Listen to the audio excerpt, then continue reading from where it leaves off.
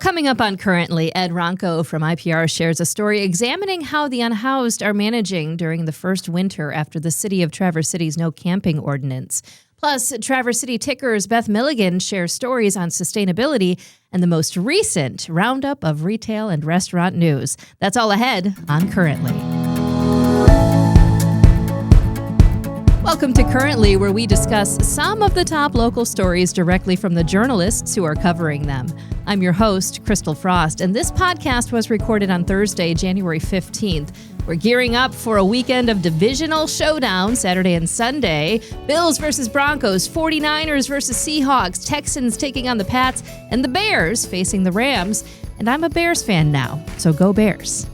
Support for Currently comes from West Shore Bank. When you choose West Shore Bank, you're not just choosing a bank. You are choosing a partner committed to the well-being of our community. And you can visit them today on 8th Street or at westshorebank.com. Support also comes from Old Town Playhouse, where community comes together in downtown Traverse City. Find out about all of their upcoming shows, including Misery, starting in February. Welcome to Beth Milligan, head writer for Traverse City Ticker. And, of course, Ed Ronco is back from IPR News. You are the news director. I am indeed. And you are the head writer. I am indeed. So you both are like the heads of your families. Yes. Sure. That's a good way to put it. I'm always trying to make media mafia. Real meeting of the Dons here. Is that Yeah, that's really, I'm just like, can we do this, guys? Can we actually do this? Meeting of the families kind of here. Yeah. I love that. Well, welcome back, Ed. It's nice to have you back for 2026. Thank you. Currently is almost 1 year old. That's awesome. Isn't that crazy? Congratulations. I don't know what we're going to do to celebrate. Smash cake in your face. Yeah. What else do you do on your first birthday? That'd be a great way to celebrate the anniversary. Yes. Especially for a 1 year old birthday party. We get little tray tables. We Go can do to a town. food fight segment with local cakes and then just smash them in our face at the end. Okay, you just wrote the segment. Thank you. This is the fifth story she has written today. Thank you so much. Well, I'm really excited to talk about these stories today, and we're going to kind of start things off talking about a story that one of your colleagues, Max Howard, recently did for IPR News. And it's a really good story in that I think a lot of people are wondering how people experiencing homelessness after the closing of the Pines and then, of course, after the ordinance that the city put on for no camping, where are people going? How are they doing? Yeah, that's the thing. This was Max covered the clear out of the Pines in May when that camping ordinance took effect and has been following it since, and got to the point where as winter set in, we started thinking, well, let's check in. Let's find out what we can about what might have happened to folks who were there, or if not directly folks who were there, because sometimes it's not a one-to-one thing. What's going on with people who are experiencing homelessness here in the Traverse City area? And I think what we found basically is that this has not reduced the issue, it has relocated it. And Max's story talks about how people try to use the shelters as much as they can, and even with expanded capacity, the shelters are now at capacity, many of them. And so what ends up happening is they're looking for shelter wherever they can. You know, we know from the Northwest Coalition and Homelessness that about 250 people that we know of are actively experiencing homelessness in Traverse City right now. That number within the past year, that number was at least 100 people higher. Yeah. So it's changed. The shelters, Safe Harbor can take about 70. Goodwill has space for about 120. But even that isn't enough to deal with it. So we heard from people who were saying, I'm looking for crevices between buildings. I'm looking for any place I can find. One person told us that he sleeps secretly in a small structure behind a local business, and that he's terrified that he'll be found. We wanted to make sure he knew he was saying that to the media, and he did. But it was really interesting and important, I think, to hear from people directly who are experiencing this issue versus a lot of the conversations that are people who are watching the issue, which is important too. But right. Or speaking on behalf of the issue. And it's interesting that you said relocated, because I think there was this idea that when the Pines were cleared out, or at least what people maybe thought was happening was that, we were finding new spots for all of these folks. And that really wasn't the case. Right. And I think there was an honest effort to try to do that, right?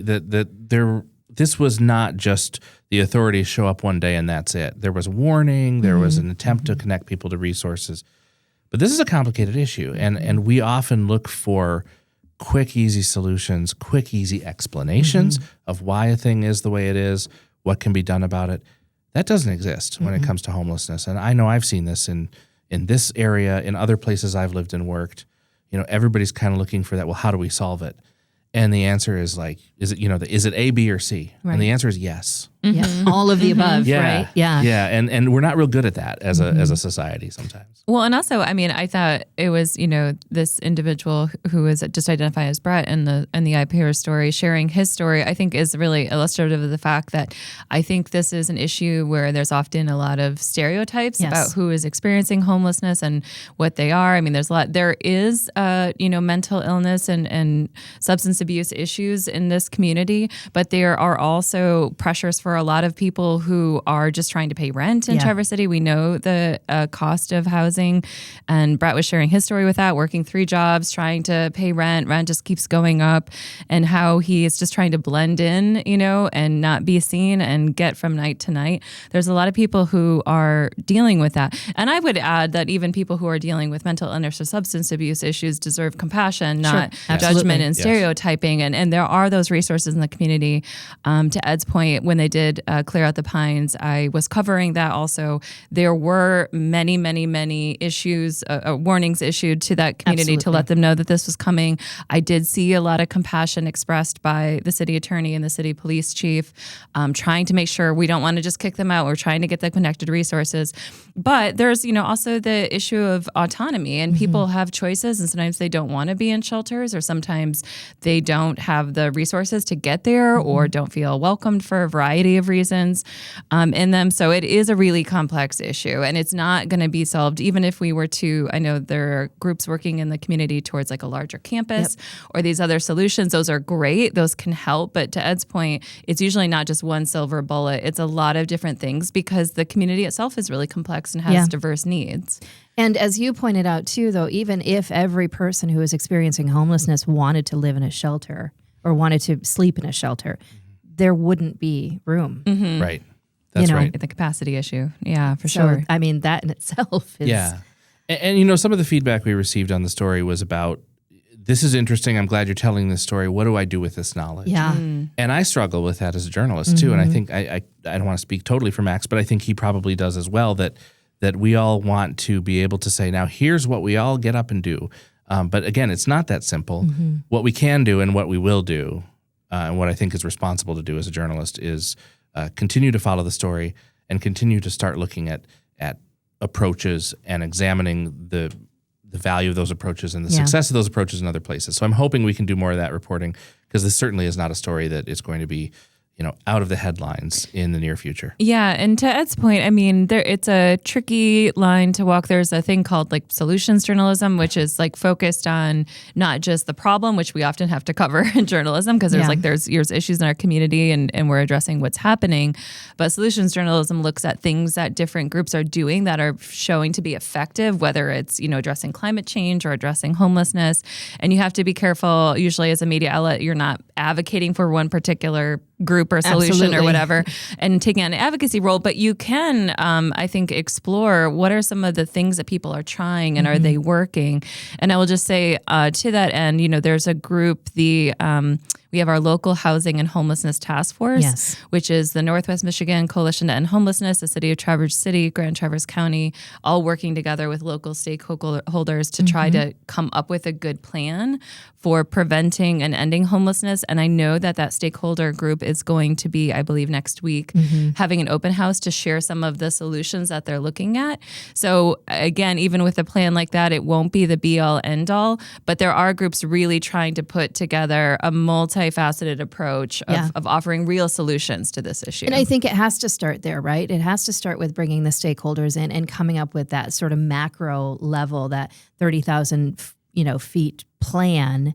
And then you start to see the boots on the ground approach, Yeah, and making sure there's follow through there too, because I think it is also very easy to bring all those stakeholders together, come up with some brilliant ideas, put them in a binder and say, well, we did it. And I've seen that happen in other places, so it's really important that there's kind of a holistic approach here. Yes, and an actual action plan. Yep. Yeah, absolutely.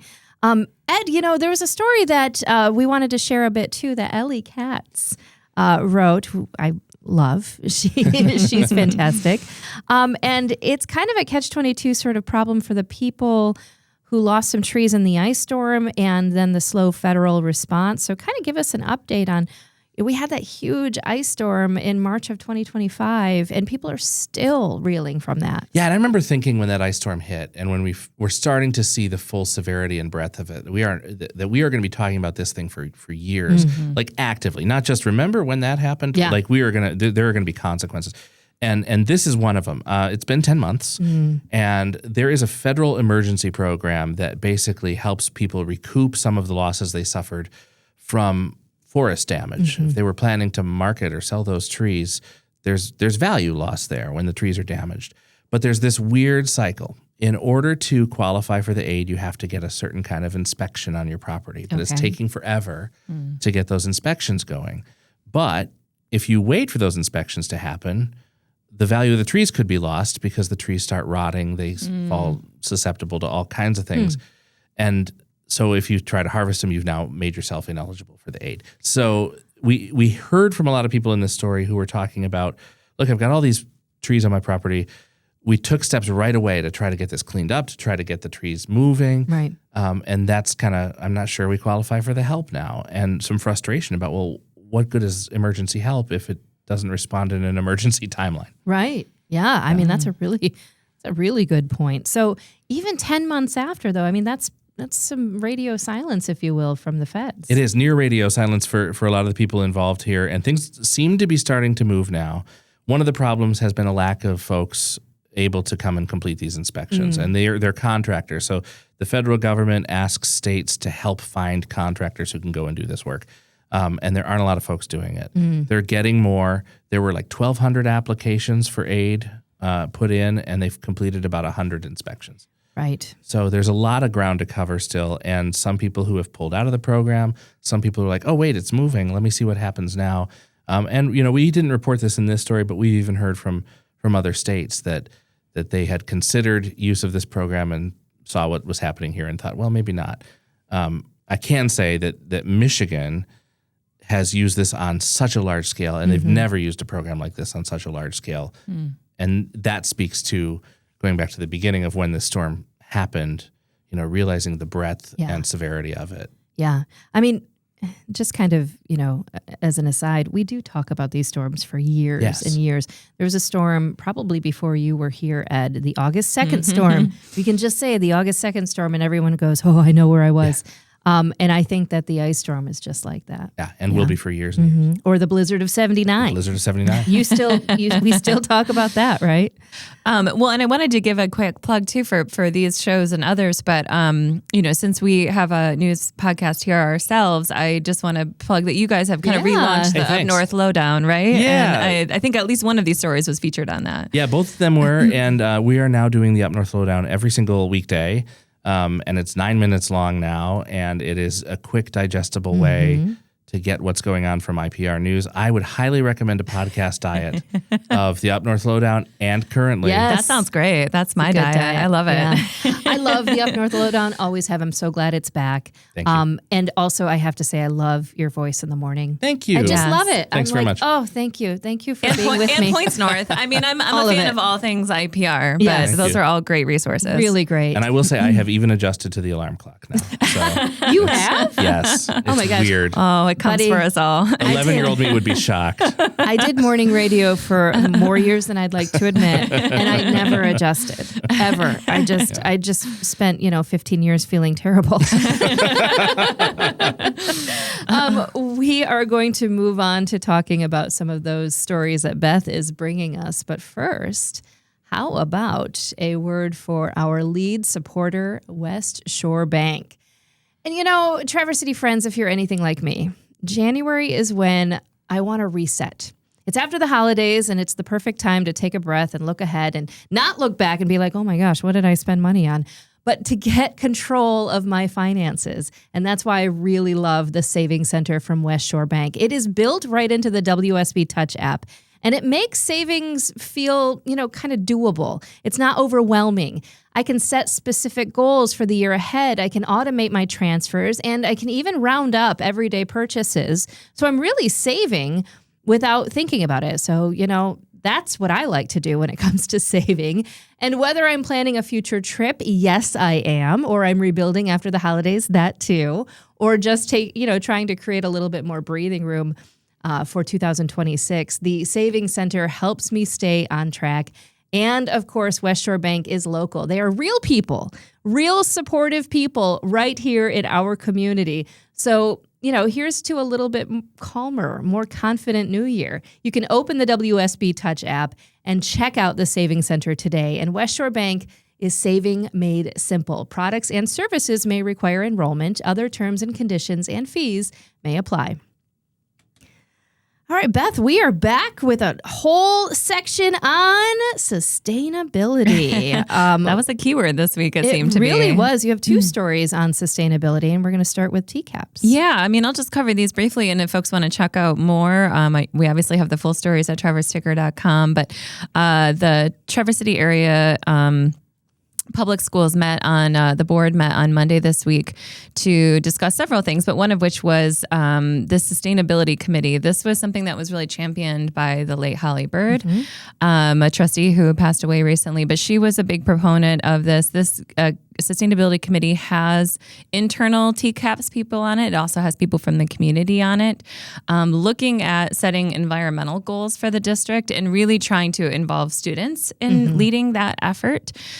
So the board on Monday discussed what's being called the 1.0 plan. So kind of the first set of programs or initiatives that the school system would look at.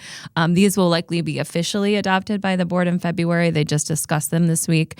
But this is kind of like they're focusing on different areas. Food service is one. So in our cafeterias, all the food waste we might have, students throwing away food. How can we cut down on that? There's different efforts, even things like maybe going from the plastic silverware that students often use to metal silverware that can be reused in the cafeteria. They're also looking at energy, so like solar panels for the schools, resource efficiency. How often are we printing things in the district that maybe could be electronic? How often are we having our garbage emptied when that can maybe happen less often and save some costs there? And then the other major thing that they're planning to do in 2026 is get certified as a Michigan Green School. Oh, nice. That's a statewide program. It's a certification. Depending on how many environmental activities your school does, there's like an approved list of them. You can get different statuses. The baseline one is called just a green. They want to get every TCAP school to be certified as a green school this year. And again, really involving the kids in that. So having contests where the kids help identify areas of waste in their school or things that could be more environmentally friendly, getting prizes for that, cool. Coming up with ideas that maybe could be used at other schools in the district, things like that. So one thing I would just note, because when we posted this story on the ticker page, I saw a lot of comments about the skepticism, I think, of focusing on sustainability versus like academics. This isn't anything that's replacing the district. In fact, just recently adopted a strategic plan that talks about metrics for graduation, for academics, for student mental health. Those are all still things that TCAPS is focusing on, and student well-being is its primary focus. But this is just a separate committee that's also looking at what can we do environmentally, and I will say not only just to be more sustainable, but also to save costs for the district. And every cost that you save is money that you can reinvest into students. Yeah, that's cool. So that's one thing. And then the other sustainable story this week was our story that came out today, Friday, when the episode airs, about Traverse City Light and Power. So Traverse City Light and Power in 2018 was the first city in the state of Michigan to commit to going 100% with renewable energy. Oh, wow. We were the very first. We were kind of ahead of the curve. It was seen as a very audacious goal at the time. Since then, many other communities have come on board in Michigan, and the state of Michigan itself has committed to that same goal by 2050. So entirely powered by clean energy by 2050. So Light and Power, the board met on Tuesday this week, and they approved kind of what's called a framework, a decarbonization framework. It's their specific plan for how do we get to 2040. Okay. How do we get to that goal? Because you usually need to be tackling that in chunks. You don't just overnight in 39 say, oh, we're there. So they kind of outline some steps for doing that. The first one is to hit an interim goal of 60% renewable energy by 2035. They're at about 41% right now as a utility, so they're getting there. They outline specific plans, everything from, trying to buy more and more power from sources like wind and solar, to leading the community themselves by, for example, electrifying their fleet, looking internally at things they can do to be more sustainable. They're also doing a lot of work with customers to get customers to help with this transition, because even if you clean up the grid, if customers also aren't electrified at the end of that process, it's not really taking advantage of the full sustainable effort. So they talked about, helping the community become more green with like heating and cooling systems in buildings, encouraging or incentivizing even financially more EV use, more energy efficient heat pumps, upgrades, things like that.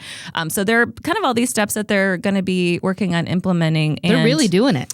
They're really doing it. They kind of reiterated this week, this is a real goal. We know it's audacious, but we're almost halfway there now. And so what can we do to keep making progress? That's fantastic. Couple of thoughts. First of all, you know how I feel about mascots. I think everyone needs a mascot. I feel very strongly about it. I think TCAPS in their mission for sustainability needs a mascot. A green energy mascot? A green energy mascot. What would that look like? I don't know. I was thinking Greenbow.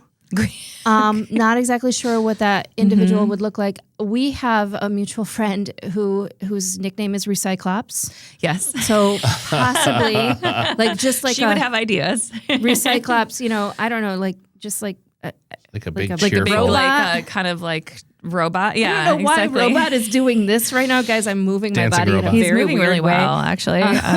But I do think that bringing mascots into this. I'm from the generation that grew up with Captain Planet. Yes. We all did, right? Yes, our powers combined. Our powers combined. It was a real thing. I remember just really getting angry at my mom over and over again about not recycling, to the point where I think she finally did. Yeah. But I don't think she does anymore. So, Mom, if you're watching this, I'm very disappointed. But I just remember those kind of mascots really work. No, it's funny you say that. I remember searching through the closet in the bathroom at home for aerosols that had CFCs in them. They were in the 90s. Everybody was talking about chlorofluorocarbons. Yes. And like doing an audit on my parents' beauty supplies, right? And to their chagrin, perhaps. But what it makes me think of is how sort of that at that time planted those ideas in my head and got me thinking about ways that even now as an adult, I think about my own behaviors and how I'm interacting with the environment around me. So it sounds like that's part of what's happening at TCAPS. This is, you talk about food waste and things like that. I get really disappointed in myself, even if I'm just like, I'm at a buffet or something and I'm like, you have to finish that. You have wasted some food. Yeah. It's very true. So, only take what you are planning to eat. Well, in the future, they talked about, this is the plan that they're looking at is just TCAPS anyways, is just for this year. It's just a 1-year plan, but they did talk in the future, maybe that looks at something like composting. The city of Traverse City has a big composting program now. So there's lots of ways that could look, but I think a robot mascot will certainly help in that effort. If our friend Erin is willing to give up that name, I think it'll work. I think Recyclops is right there for you. Definitely. It all began here. It all started here. We're going to move on to my favorite thing that you do, which is the retail and restaurant roundup. I'm just like, yes. And I think it needs its own theme song. So producer, get on that. Maybe it needs its own mascot. I don't know. But there have been multiple local businesses changing hands. And this is a really special story, I think, because there have been a lot of owners that maybe are selling to their employees. And it's just, I don't know. I got a little teared up when I was reading this one. I was like, oh, that's nice. Yeah, that's true. That is the case with a lot of these. It's, some interesting, and some old institutions in some case, like Don Orski House was one of them we talked about. That place has been open since 1953. Yeah. And this is just the third set of owners that it has. Wow. So we talked about, Libby and Eric Schuttler taking over. They both have longtime employment ties to it.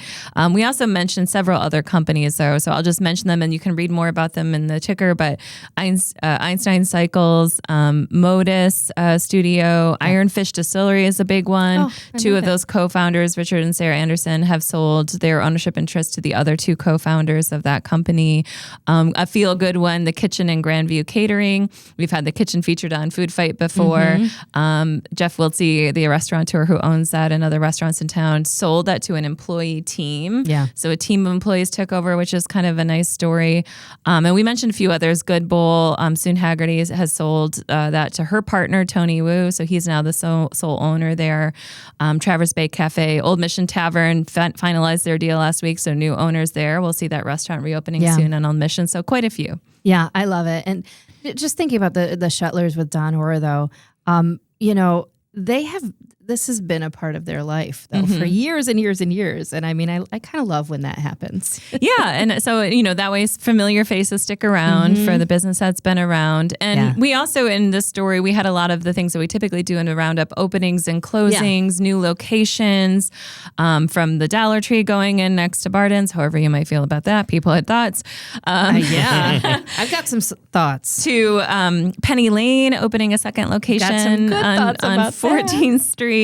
Goodwill going through some renovations on South Airport Road this week. So lots of different news. But again, all of that is at traversticker.com if you want to check this out. And out in your neck of the woods, there's a resale shop called Rockin' Resale. Oh. That's opening up. Yes. Isn't that crazy? Out on good? US 31 there. Yeah. And it's always nice to know, as you, especially spring cleaning is just a couple months away, you know, start thinking about that. Absolutely. I have to say, Beth, that, you know, the ticker does many, many, many, many wonderful things. When I read this, which is often on the couch on my phone, Sure. I'm sitting there silent, you know, saying to myself one of three things. I'm either going, oh, or I'm going, oh, or I'm going, whelp. Yeah. Yeah, it's true. Yeah. Those are the correct responses those are my usually. three reactions to this. Yeah. But it's a must click for me, a must tap. I always read this one. Yeah, and those are fun for you too. Yes, it is. Yeah. Because I know people like to read them. And because, you know, we just have one main story in the ticker every day, sometimes, you know, these could be individual stories because there's a lot going on, something like Don Orr, but we only have so much space. So just sort of putting them all in one spot, I feel like it gives people a really concise picture of what's happening in the area in just one story. I think it works. I definitely think it works. I want to say that, you know, one thing that we do on this show after we talk about the news and we get down into it and we really think about mascots, we share about our what we're looking forward to in the coming week. And I can't tell you how many times I have been stopped by people who say, I'm so happy you do that because it gives me ideas for things to do. Now, granted, I'm going to let Beth take all the credit for that because usually I'm like, what am I looking forward to this week? Just staring up at my ceiling. But I'm happy that we do that. And I will start this week. Yeah. I'm taking my nieces. We started this new little tradition where I take them to get their nails done every month. And they love it. It's fantastic. And they get like little flowers painted on them, and it's so much fun. Then we go to lunch. So I'm going to do that with my nieces on Saturday. And the TC Phil Backstage Pass is Saturday, too. Oh, okay. It's a big TC Phil weekend. Well, I was going to say, because the one I was going to plug is the TC Phil show on Sunday, which is called American Fireworks. That's at 3 o'clock over in Ed's Works neck of the woods at Corson there. But our friend, of course, Gary, friend of the show, Gary Gatsky, is Food Fight performing. Gary. Yes. And this particular show is celebrating American composers. So there's like Gershwin, there's Bernstein. West Side Story is one of my favorite musicals. So they'll have some music from that. Copeland and Peter Boyer. And they're also premiering a piece that will be the first in the state of Michigan, the first Michigan premiere for it. So 3 o'clock. And I think they're selling fast, but there are some tickets for that. There are some tickets available. And if you use code TICKER8, if you're checking out, you will get $8 off. Nice. Thank you for that plug. I did. I saw at that. tcphil.org. Look at that. What about you, Mr. Ronco? You know, I have to say, I love my job. I feel a little shocked I get paid to do my job. It's so much fun. But I am taking my first vacation in a very long time. Like, we all take time off, right? Sure. But a lot of times it's for family things or obligations that are lovely too. This is just a vacation, going with another couple to a warm place far away. And you know what our plan is? We've thought this out very carefully. We've made itineraries. Our plan is to do nothing. Oh, I love it. We're gonna do nothing for a week, and we're gonna cook food, and we're gonna watch the Atlantic Ocean do whatever it does that day, and that's it. That's what you're gonna do. And I will come back to my wonderful job recharged as a result. You'll love that. I'm just looking forward to taking a break. You know, this Sounds is awesome. That sounds amazing, and it makes me. I'm really getting the itch to travel, and I just have to share something personal. I did send something to Beth and our mutual friend about a month ago, and I was like, what if we went to Helsinki in January? Because I was like, I haven't been to Finland, and I see these really cheap, airline tickets. I did not get a response from Beth. So I'm just Who gonna was like say that. shivering in my old She was farmhouse. like, what is wrong with Because you you? misspelled July. I was gonna say, I was like, what about like Palm Springs? Okay. Come on, let's go to Helsinki. What do you think? It's Helsinki, dark yes. for 22 hours. I bet the Northern Lights are outstanding. Yeah. in the And that's winter. why I wanted to Yeah, go. I bet But it's then I went, ridiculous. that lack of response really spoke volume. There's warm beverages. There's we'll get back to fireplaces. you. It's fine. She's like, she's going to get back to me about this in June. Yeah, exactly. Exactly it. I love it. That is great. Well, I'm super excited. I know, again, if you want to go catch a great show at Course in this Sunday, tcphil.org is how you get those tickets, and Ticker 8 is how you get $8 off. And I want to say thank you so much to Beth Milligan and Ed Ronco for another great episode of Currently, and we're going to be back with more coverage of local news next week. And be sure to subscribe to the show on all the platforms at christalfrost.com. Follow us on social media. Subscribe to Currently with Christal Frost wherever you get your podcasts. You can also watch the entire show and all of my expressions on YouTube and Facebook.